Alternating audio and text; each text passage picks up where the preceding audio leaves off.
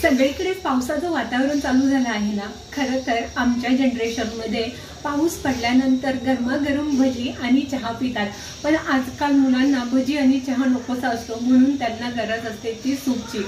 म्हणूनच पाऊस चालू असतानाच गरमागरम सूपाचा देखील आनंद घेणं वेगळीच मजा असते नाही।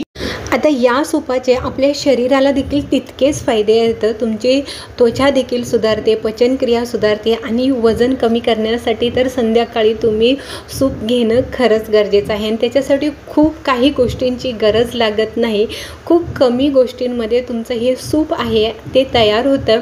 आणि हे एकदाच तुम्हाला मिक्सरमध्ये टाकायचं आहे आणि व्यवस्थित असं एकदा हलवायचं, मीठ टाकायचं, थोडंसं पाणी टाकायचं आणि कुकरला हे टमॅटो आहे ते शिजायला ठेवून द्यायचे।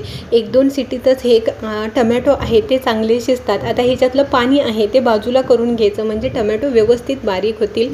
आणि याच्या मसाल्यासहित म्हणजे याच्यामध्ये काळी मिरी आणि तमालपत्र आणि कांदा फक्त मी टाकलेले आहे, जास्त काही मसाले टाकलेले नाहीत। आणि थोडासा लसूण टाकलेले, व्यवस्थित बारीक करून घ्यायचं आणि जे पाणी होतं ते देखील याच्यामध्ये टाकायचं, म्हणजे हे आपल्याला गाळण्यासाठी अगदी सोपं जातं। आता व्यवस्थित गाळून घ्यायचं, गाळून घेतल्यानंतर जो चोथा उरतो म्हणजे बिया राहतात त्या बाजूला टाकून द्यायचं। आता कढईमध्ये तेल टाकायची गरज नाही, आपण जे पाणी काढलं होतं ते घ्यायचं, त्याच्यामध्ये थोडासा गूळ टाकायचा आणि याच्यामध्येच तुम्हाला कॉर्नफ्लॉवर टाकायचं आहे आणि व्यवस्थित मिक्स करायचं आणि गरमागरम खाऊन घ्यायचं। आपण देखील खायचं आणि आपल्या मुलांना देखील द्यायचं।